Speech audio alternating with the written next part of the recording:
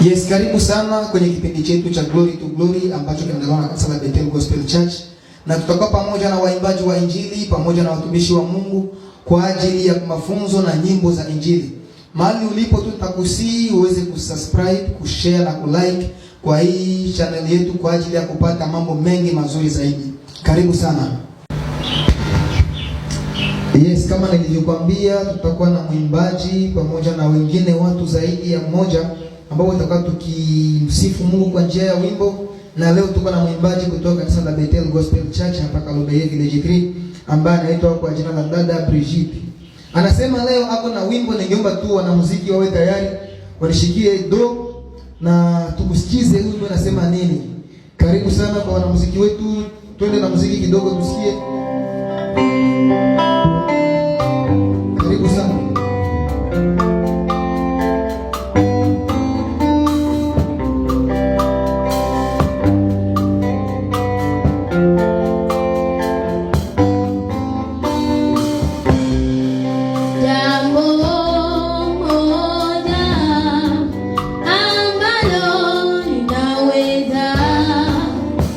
Kutuondoa katika